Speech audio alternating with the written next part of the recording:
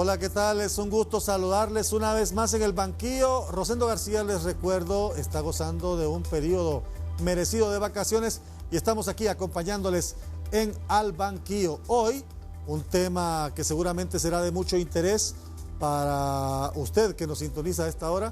Estamos hablando de las manifestaciones cutáneas por COVID-19 y está con nosotros el doctor Cándido Ulises Mejía. Él es un profesional graduado de medicina y especializado en dermatología y medicina interna en la Universidad de Sao Paulo de Brasil, en donde estudió y además ha ejercido y sigue ejerciendo. Doctor, está usted en San Pedro Sula, tiene ese imponente back de la Catedral Metropolitana de San Pedro Sula. ¿Qué tal? ¿Cómo está? Buenas, es un gusto estar en su programa y con la audiencia.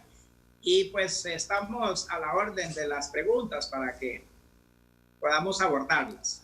Hablemos un poco de las manifestaciones cutáneas por COVID-19. La gente identifica que el COVID, las manifestaciones básicas, las manifestaciones primarias, pero tiene muy poco conocimiento de que provoca COVID erupciones en la piel y que ya se presentaron casos a nivel internacional y que en el país también están siendo tratados. Háblenos un poco de eso, doctor.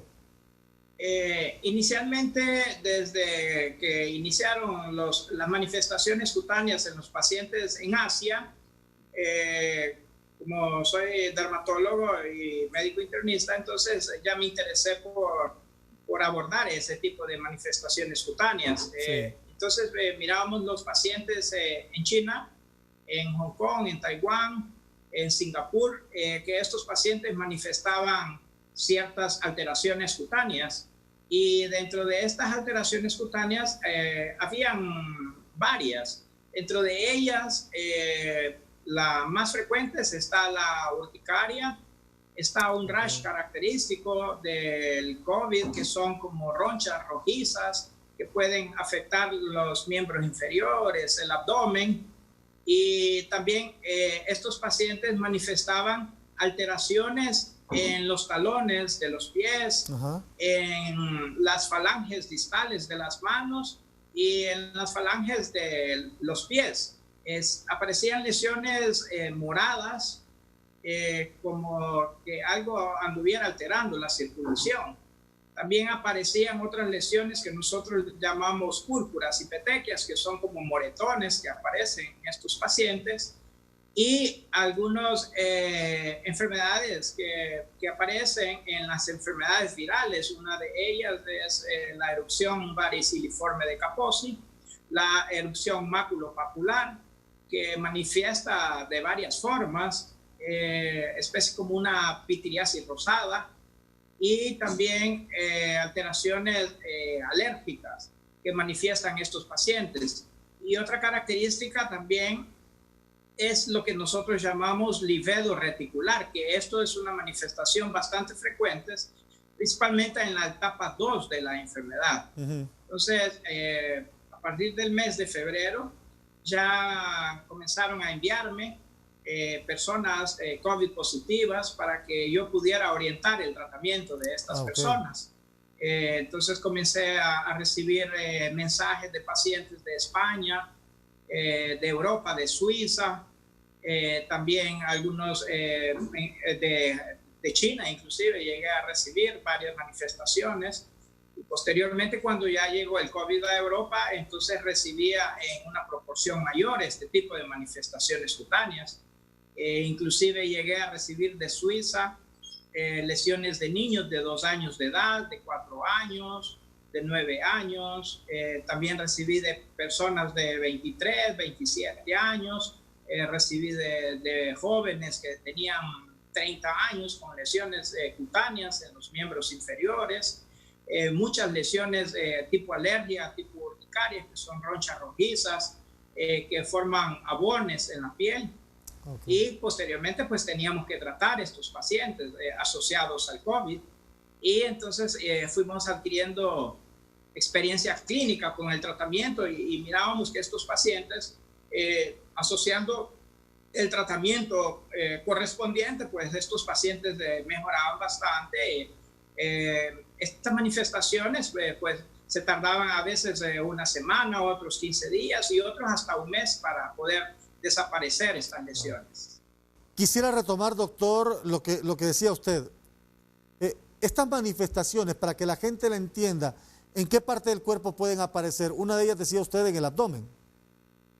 En los niños hay una síndrome que se llama síndrome de Kawasaki, que se acompaña de conjuntivitis, acompaña de un eritema o rojidez que puede estar en los miembros inferiores, en los miembros superiores y en el abdomen.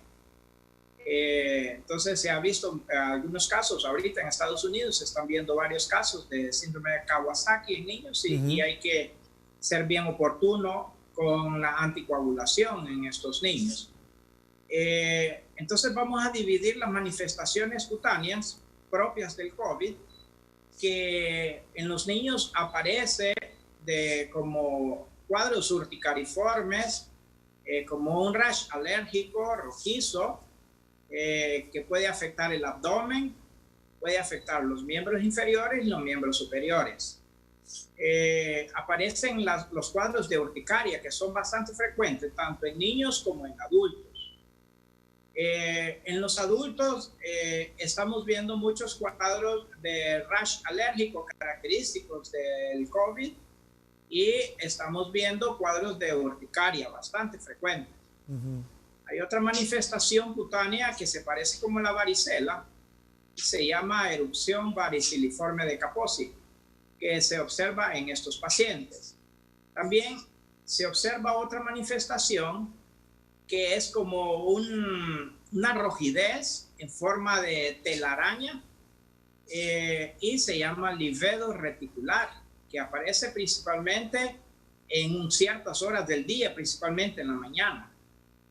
Aparece la urticaria, que es una erupción rojiza de mucha picazón y unas ronchas rojas que pican y son fugaces, se desaparecen y regresan. Están las manifestaciones cutáneas ya de una etapa un poco más avanzada, que son el livedo reticular y las llamadas vasculitis cutáneas, que son como especie de moretones en la piel, rojidez, como que no está circulando bien la sangre, principalmente en los miembros inferiores, y eso se llama acrocianosis, porque está acompañada de un color como púrpura, también color morado, rojizo. También hay otros pacientes que por las lesiones, por las plaquetas, cuando ya comienzan a bajar de una forma un poco más acentuada, entonces puede aparecer las púrpuras o moretes y otras áreas que se llaman petequias y las perniosis cutánea, que todo es una alteración vascular.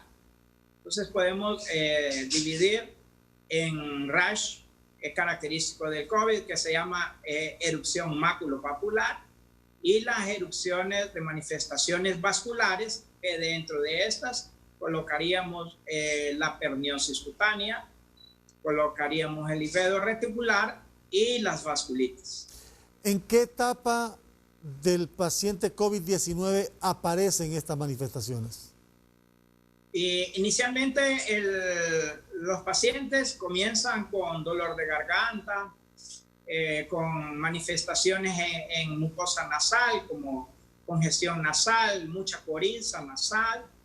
Posteriormente los pacientes comienzan a quejarse que les arde la garganta, comienza una leve tos, inicia la fiebre, una fiebre que comienza con 37 y posteriormente esta fiebre se va acentuando y se va manteniendo. Cuando ya la fiebre se mantiene constante, entonces ya comienzan a aparecer primero estos síntomas de la piel y afecta de varias formas. Afecta el abdomen, afecta los miembros inferiores, algunas tienen mucha picazón, bastante picazón, y ya en un poco cuando está más avanzada la enfermedad, comienzan a aparecer las lesiones vasculares en los miembros inferiores. Ya cuando el paciente ya comienza a tener dolores articulares, dolores musculares, comienza a tener dolor de cabeza constante, y estos pacientes ya comienzan a tener debilitamiento, fatiga y diarrea. Cuando ya la mayoría de las veces, cuando comienza la diarrea, aparecen estas manifestaciones cutáneas. Y el paciente que se recupera de COVID, que en su momento tiene estas manifestaciones en la piel, ¿permanecen o se pueden disipar con el tiempo? Cuando el paciente está en etapa prácticamente fase 1 y fase 2, que aparecen estas manifestaciones cutáneas. A medida que usted va tratando la enfermedad y trata las manifestaciones cutáneas, estas desaparecen por completo. Okay. Ya posteriormente las lesiones desaparecen como a la segunda, tercera semana de la enfermedad, y la mayoría de las veces tenemos que utilizar antialérgicos, antihistamínicos. Tenemos que utilizar en la mayoría de las veces los corticoides por vía oral, que son muy efectivos, y tenemos que utilizar algunos medicamentos que tienen una acción antiviral, y la hidroxicloroquina trabaja muy bien en estos pacientes. También actualmente se está utilizando la ivermectina, más en la mayoría de las veces no existía todavía los trabajos científicos al respecto que la ivermectina trabajaba. Entonces nosotros tratamos estos pacientes básicamente con hidroxicloroquina de etapa inicio. Utilizábamos los corticoides por vía oral. A veces hay que utilizar corticoides por vía tópica. Los antihistamínicos, antialérgicos a base de rupatadina, de loratadina, fexofenadina. Y la colchicina también tiene un papel muy importante en este tipo de alergia. Ya cuando la alergia está muy acentuada, pues tenemos que utilizar altas dosis de corticoides, ya sea intramuscular o endovenoso. Y después de ese tratamiento, pues los pacientes mejoraban mucho. Y además de eso, hay que anticoagular cuando los pacientes ya comienzan a manifestar lesiones cutáneas en los miembros inferiores, como aquellas coloraciones como azuladas, que nosotros le llamamos inclusive como fenómeno de Raynaud, que son los dedos se quedan hasta como morados. Y pues ya hemos tenido ya varios casos de estos pacientes y se han recuperado. Permítame hacer una pausa, doctor Cándido Ulises Mejía, y vamos a regresar en breve para seguir dialogando aquí en Al Banquillo.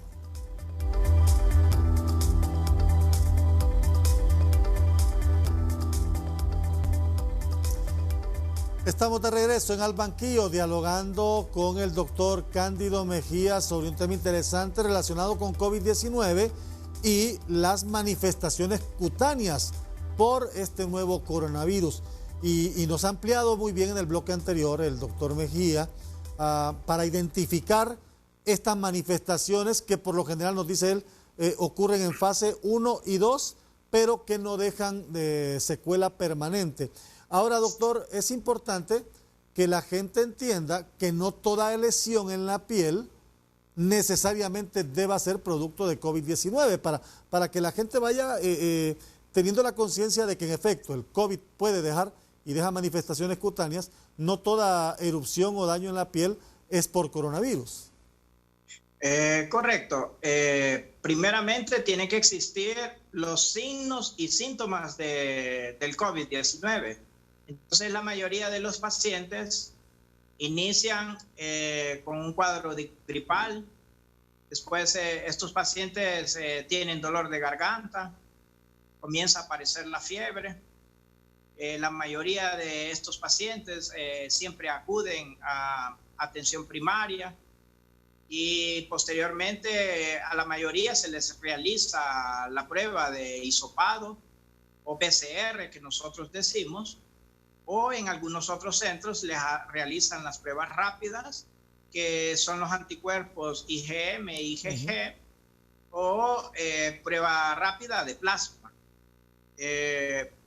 estas pruebas a veces se demoran. Hay centros, por ejemplo, que se tardan 3, otros centros para entregar una prueba se tardan 5, hay otros hasta 15 días. Entonces, tenemos que tratar prontamente a estos pacientes, porque si uno no los deja con tratamiento, esta enfermedad avanza y posteriormente se torna hasta fatal en muchos de los pacientes. Y las manifestaciones cutáneas van apareciendo conforme va avanzando la enfermedad. De inicio, estas manifestaciones cutáneas no se manifiestan en pacientes con COVID. Siempre existen varios síntomas o signos cutáneos, signos que el paciente tiene, y uno de los marcadores que se ve mucho en estos pacientes es la diarrea. Más antecede a la diarrea la fiebre, el dolor muscular, antecede el debilitamiento, la tos. Hay pacientes que sienten opresión en el pecho, tienen cefalea, dolor retroauricular, o sea, atrás de la oreja. Muchos pacientes tienen este dolor intenso y entonces comienzan a aparecer estos signos cutáneos. O sea, si por ejemplo usted tiene una alergia solo porque comió algún alimento o tomó algún medicamento, actualmente pues hemos atendido varios pacientes que tienen este tipo de manifestaciones cutáneas, sí, y no tienen COVID. Entonces, no todos los signos cutáneos significa que es COVID. A nivel de estudios estadísticos que entiendo se vienen haciendo ya hace algunos meses por los casos que se fueron detectando y que usted nos contó en Asia y después en Europa, ¿qué porcentaje de pacientes con COVID manifiesta estas lesiones? De 100 pacientes que usted mira con COVID, el 30% tienen manifestaciones cutáneas. O sea, de 100 pacientes, 30 pacientes pueden manifestar estas lesiones cutáneas. Y estas lesiones cutáneas no son marcadores de gravedad, sino es que aparecen estas manifestaciones cutáneas de acuerdo a la inflamación y el grado de lesión y de la fase que tiene la enfermedad. Sí. Y eso le quería preguntar, de este 30%, ¿de qué depende que a este 30% sí le aparezca esta manifestación en la piel y al 70% restante no? ¿Será producto del mismo organismo o depende de algo en particular? Entonces, depende de la inmunidad de la persona. La inmunidad está determinada genéticamente de persona a persona. Y se ve, por ejemplo, usted mira personas que son asintomáticas, son portadores del virus y a veces solo presentan un dolor de cabeza y un dolor de garganta. Y hay otras personas que son sintomáticas y comienzan a aparecer varios síntomas de la enfermedad. Aparece la fiebre, el dolor, la artralgia, aparece la respiración, la opresión en el pecho, la tos. Entonces, esto se debe a la inmunidad de cada persona. Tenemos lo que nosotros llamamos inmunidad innata, que es lo que nosotros nacemos para defendernos contra cualquier tipo de infección. Y tenemos la inmunidad adquirida, que es la que vamos adquiriendo conforme vamos avanzando en nuestra edad.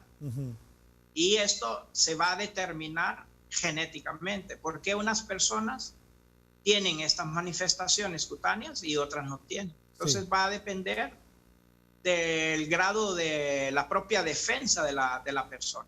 Del sistema inmunológico, que le llaman. El sistema inmunológico. Y va a depender de la agresión del virus a la persona, de lo que nosotros llamamos citoquinas inflamatorias, que es lo que va a determinar las alteraciones, inclusive la gravedad de la enfermedad. Entonces, depende de la inmunidad de persona a persona. Hay personas que adquieren una inmunidad más rápida y hay personas que adquieren una inmunidad más lenta. Por ejemplo, los pacientes que están ingresados tienen una inmunidad más lenta y se tardan más en crear anticuerpos. Lo bueno de este virus, que es un ARN, y los virus ARN son autolimitados, o sea, tienen su sobrevida por cierto tiempo. Más hay que actuar a tiempo para evitar que no produzcan daños muy severos, que inclusive ocasionan mucha muerte este tipo de virus cuando usted no trata a tiempo la enfermedad. Cuéntenos, compártanos su experiencia con pacientes, porque entiendo que usted está viendo, me dijo, de este tipo de casos desde inicios de año, ¿verdad? Sí, correcto. Estamos viendo pacientes desde el mes prácticamente desde febrero. Inicialmente con muchos pacientes con manifestaciones cutáneas. Prácticamente todos los pacientes comenzamos a tratarlos por este tipo de problemas que nos acudían y nos preguntaban por este tipo de lesiones en piel. Posteriormente fui programando protocolos de tratamiento conforme a la sintomatología de estos pacientes, y pues muchos pacientes hoy en día me buscan sin manifestaciones cutáneas, solo para orientación. Entonces tengo muchos pacientes, por ejemplo, que son asintomáticos, que no tienen ningún síntoma y son COVID positivos. Tengo pacientes que son sintomáticos y presentan muchos síntomas. Tengo pacientes que, por ejemplo, ahorita ya los hospitales prácticamente ya están llenos, y entonces muchos pacientes han recurrido para que pueda orientarlos conforme al tratamiento que ellos necesitan, porque ya los hospitales ya están llegando a un grado de colapso y ya están llegando pues a su totalidad máxima de atención a estos pacientes. Y lo importante que tenemos que tener en cuenta es que tenemos que tratar, y es lo que intento informar a las personas, que tenemos que tratar esta enfermedad desde el inicio de la enfermedad para evitar que no avance a estas etapas más críticas y que puedan ocasionar la muerte. Hay pacientes como los que lo buscan a usted que seguramente prefieren acudir a un doctor de confianza, a un médico de confianza, que de repente ir al sistema hospitalario por una serie de situaciones, estigma, temor, miedo a la situación que están viviendo los hospitales. ¿Qué recomendaciones primarias son las que hace usted a este tipo de pacientes cuando llegan? Primeramente, no fiarse en las pruebas, porque muchas personas se estacionan en las pruebas y quieren las pruebas, y a veces estas pruebas son llamados falsos negativos. O sea, la persona puede hacerse una prueba hoy y la persona puede ser portadora y le dicen, usted, la prueba le salió negativa. A los 5 días la persona me está llamando y dice, mire, estoy con falta de respiración, no puedo respirar. Estoy con fiebre, me duele la cabeza, estoy debilitado. O sea, este tipo de pruebas uno tiene que tratar al paciente clínicamente, conforme a la sintomatología del paciente. Actualmente estamos teniendo muchos casos de esta enfermedad, y también estamos teniendo casos asociados a influenza. Y de remate tenemos dengue también. Sí, Entonces hay que hacer una gran diferencia dentro de estas 3 enfermedades. Más tenemos que darle preferencia a lo que es COVID positivo. O sea, COVID es una enfermedad que si usted no la trata a tiempo, el paciente se puede morir. Entonces, usted ya tiene que entrar y dar el medicamento lo más pronto posible. Y el protocolo que yo pregonizo, o sea, es importante tratar al paciente conforme la clínica, lo que él tiene. Si el paciente tiene coriza nasal, si tiene tos y si tiene fiebre, prácticamente es un signo cutáneo de COVID. Entonces ya hay que tratar a este paciente. Se trata con hidratación inmediatamente. Los pacientes hay que hidratarlos bastante, 2-3 litros diarios por día. Y usted tiene que desinfectar la garganta. Usted tiene que desinfectar la garganta usando gárgaras, ya sea con limón caliente, con sal, bicarbonato, y puede utilizar enjuagues a base de Derminova al 2%, o puede utilizar el microdacin inclusive. Usted tiene que desinfectar esa garganta como sea, porque el virus se estaciona ahí 4 días. Entonces, Después de esta fase ya va avanzando el virus. Usted tiene que darle un medicamento que bloquee la replicación viral.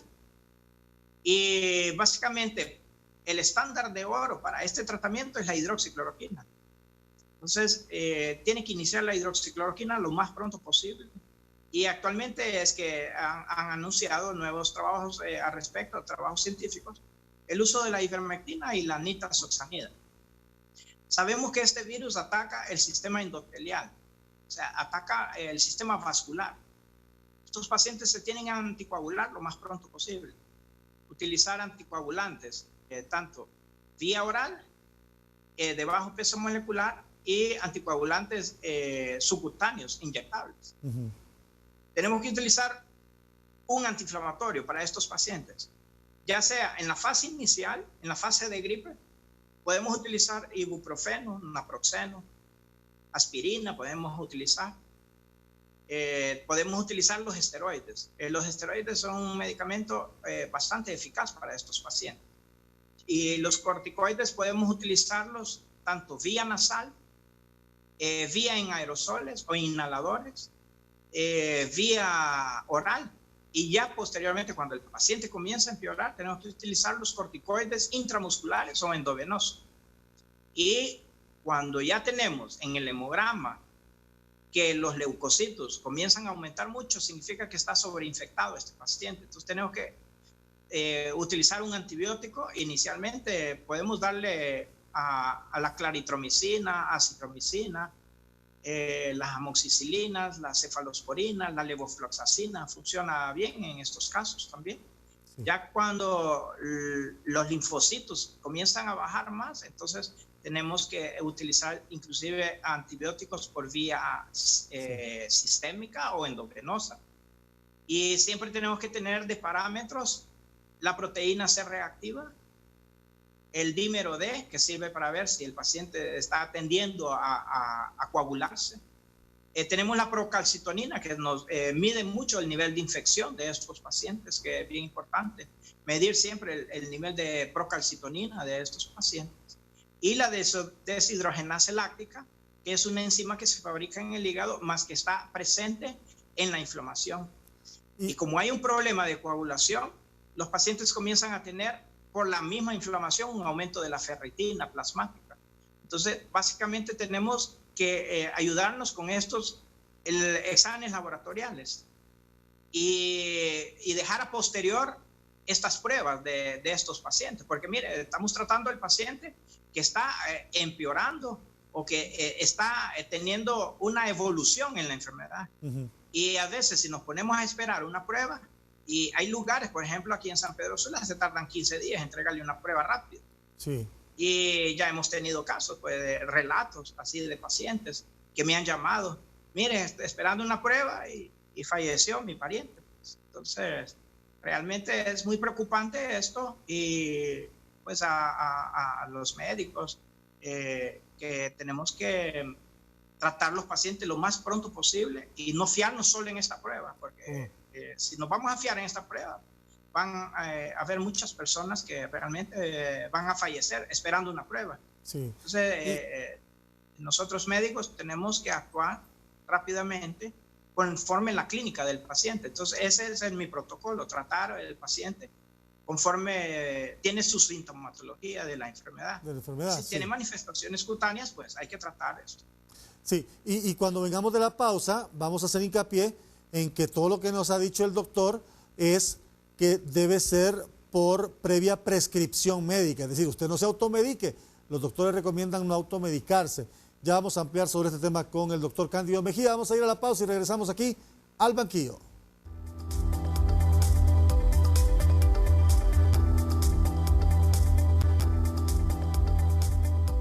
Estamos de regreso al banquillo con el doctor Cándido Mejía, especialista en medicina interna y dermatología.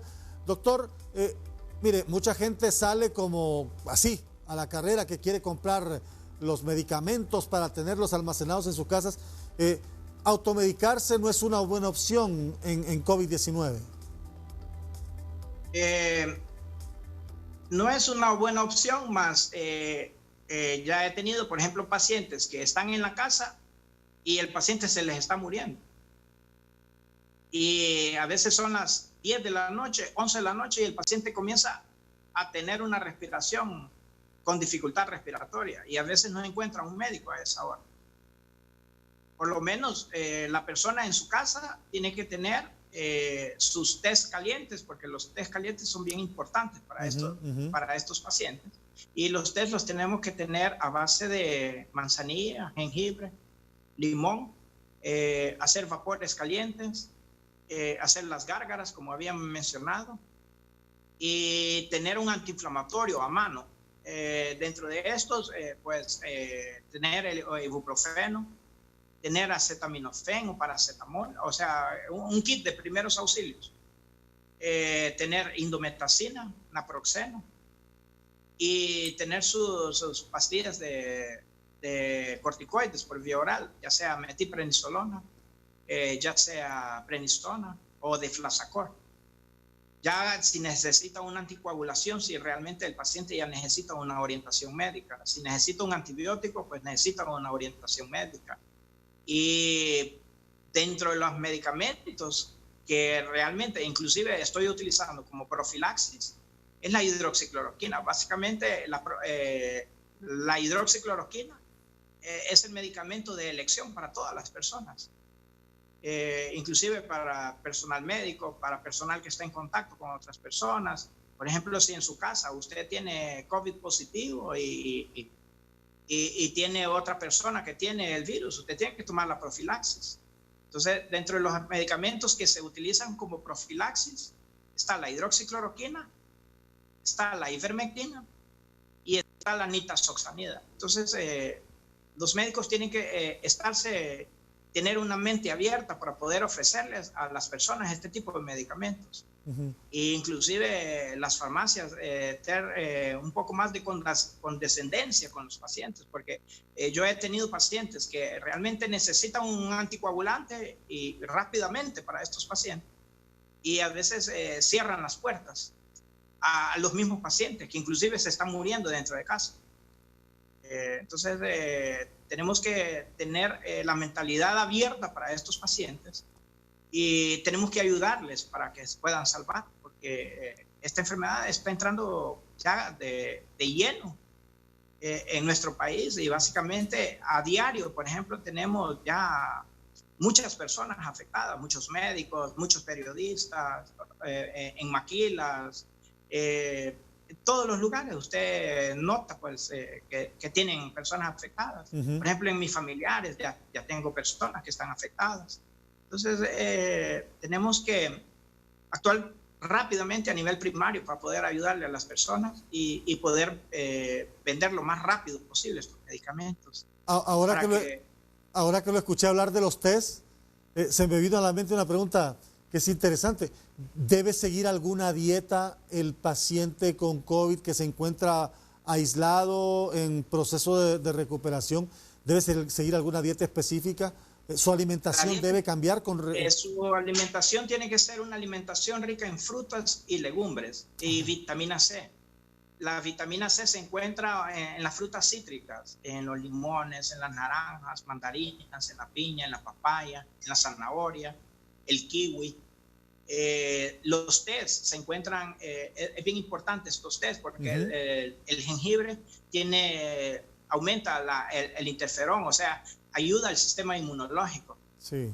Las personas tienen que evitar las frituras, las grasas y no comer mucho azúcar, porque el azúcar aumenta la oxidación en la sangre y en una infección aumenta muchísimo más, y consumiendo azúcar usted va a aumentar esta acidificación en la sangre y va a empeorar la enfermedad. Entonces tiene que suspender inmediatamente el azúcar, las harinas, los lácteos, no comer muchos lácteos, principalmente la fritura, las grasas, embutidos. La dieta es bien importante. Sí. Y dentro de las vitaminas que más se ven afectadas en infecciones y principalmente en las infecciones virales es la vitamina D. Entonces usted tiene que reponer la vitamina D. Tiene que reponer la vitamina C y el zinc. El zinc por eso es que se da en este tipo de protocolos. Se da como un medicamento que le ayuda a inhibir la replicación viral, ¿verdad? Entonces tenemos que alimentarnos con carnes, de preferencia carnes blancas, a la plancha, cocidas, evitar las carnes rojas, evitar, por ejemplo, embutido, jamón, mortadela, todo eso, chicharrón, chorizo, todas esas cosas hay que evitarlas, porque eso va a empeorar mucho la oxidación de las personas. Definitivamente, la dieta del hondureño prácticamente cambia en este caso.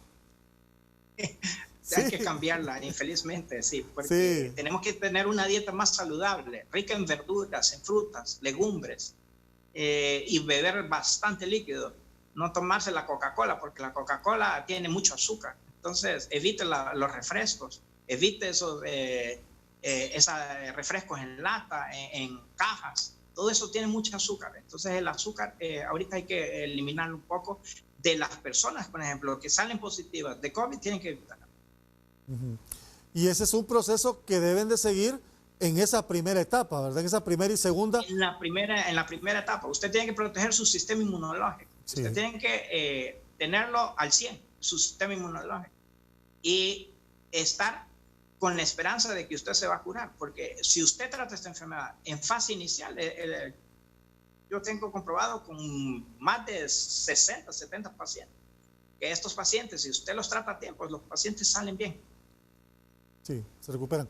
Vamos a ir a la última pausa, doctor, y vamos a regresar para seguir dialogando con el doctor Cándido Mejía, las manifestaciones cutáneas en la piel por COVID-19 y recomendaciones médicas para tratar esta enfermedad. Volvemos.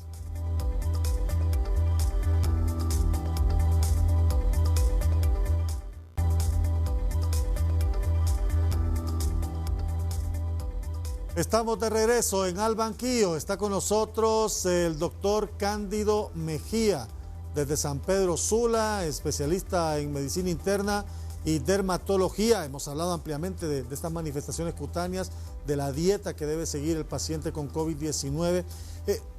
Cuénteme a usted, doctor, como hombre de ciencia, ¿qué le ha sorprendido de esta pandemia? Básicamente es la muerte de muchas personas. Usted mira que ya tenemos más de 6 millones de personas afectadas por esta enfermedad. Y este es un virus altamente contagioso, que si usted no lo trata a nivel de prevención, este virus ataca el sistema inmunitario de las personas, ataca el sistema endotelial, y es multiorgánico, afecta a todos los órganos de nuestro organismo, comienza por el pulmón, después se va al sistema endotelial, los riñones, el corazón, el hígado, el cerebro, el intestino, la piel inclusive. O sea, es multiorgánico esto y tiene que ser tratado de una forma multidisciplinaria por varios médicos también. Y pues es importante que tengamos la prevención para evitar el contagio. Y para evitar el contagio tenemos que utilizar al 100% el uso de mascarillas. Tenemos que desinfectar la garganta todos los días. Si vamos a salir fuera de casa, tenemos que utilizar los enjuagues unas 3-4 veces diarias, con sustancias que tengan acción antiviral. Dentro de esto, pues tenemos los enjuagues a base del Derminova al 2%. Actualmente aquí en Honduras se está utilizando el Microdacin. Se puede utilizar a nivel nasal, se puede utilizar a nivel de garganta. Y las personas que no tengan acceso a esto, pues, hay muchas personas de recursos económicos para esto. Entonces tienen que utilizar con sal, limón y un poquito de bicarbonato en agua caliente y estar haciendo estas gárgaras constantemente 4 veces diarias. Es una enfermedad ingrata, puedo decir, porque llega a ocasionar muchas muertes de personas. Y tenemos que tener en cuenta que ya hemos visto nosotros con nuestra experiencia clínica que si tratamos a tiempo esta enfermedad, los pacientes se curan. Pues hay que tratar a los pacientes al primer o segundo día de los síntomas de esta enfermedad. O sea, hay que acudir al médico y el médico tiene que tener la visión de que estamos mediante un virus que es altamente mortal y ya tiene que iniciar el tratamiento. Ya sea si es por una gripe, esta gripe, la mayoría de las personas es un COVID. Tenemos que pensar de esta forma para evitar que no se esté desarrollando y pueda ocasionar más muertes. Por ejemplo, particularmente ya he tenido pacientes que tienen COVID y tienen dengue, las dos enfermedades al mismo tiempo. Entonces, mejor tratar el paciente inicialmente como COVID, porque estamos previniendo, y posteriormente pues podemos hidratar, porque el dengue es, básicamente es a base de hidratación y a base de acetaminofén y reposo. Entonces, ya el COVID ya necesita medicamentos antivirales, antiinflamatorios, ya necesita anticoagulación, que es lo más importante en estos pacientes. Entonces, tenemos que tratar la enfermedad desde el inicio de la enfermedad para evitar tantos casos así de muertes. Sí, interesante eso que me decía, que un paciente que le ha tocado atender pacientes que tienen COVID y que tienen dengue. Eso agudiza más la situación. Voy terminando, doctor. Bueno, pues, dígame, perdón. Porque debilita más el sistema inmunológico de la persona. Entonces, imagínese usted estar luchando con dos enfermedades al mismo tiempo. Sí. Entonces, el sistema inmunológico nosotros tenemos que tenerlos al 100%. Sí. Y se tiene el sistema inmunológico al 100% teniendo una buena alimentación, comiendo muchas frutas. Tenemos que cambiar un poco de los hábitos de alimentación, sí. En estas épocas. Por ejemplo, el melón es una excelente fruta porque tiene antioxidantes bastante potentes, y todas las frutas son excelentes. El aguacate, por ejemplo, tiene niveles de interferón que le ayudan a uno.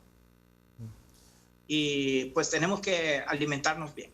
Estoy terminando, doctor, tengo 2 minutos, pero debo hacerle esta pregunta. Usted está en el campo, está ahí en la primera línea. ¿Cómo está desde su perspectiva el sistema de salud en Honduras enfrentando esta pandemia? Primeramente, el sistema primario de salud es un sistema siempre ha sido precario en nuestro país. Y se tiene que reactivar todo el sistema de salud porque tenemos muchísimas enfermedades infectocontagiosas. Y todas las enfermedades infectocontagiosas se tratan a nivel primario, a nivel de salud pública. Entonces, el gobierno tiene que invertir en salud pública en nuestro país, en los centros de salud, en los centros primarios, en los centros hospitalarios. O sea, tiene que invertir en salud para poder tener una buena salud. Mire, actualmente las personas que no tienen seguro social no tienen para dónde ir. Y van al Hospital Leonardo, está lleno.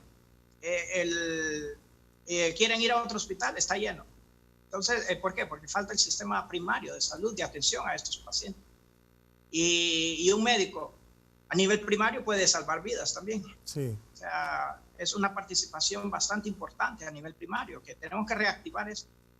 Se tiene que repensar todo en el sistema de salud pública y invertir en salud en nuestro país. Sí. Agradezco, doctor, su participación con nosotros en Al Banquillo.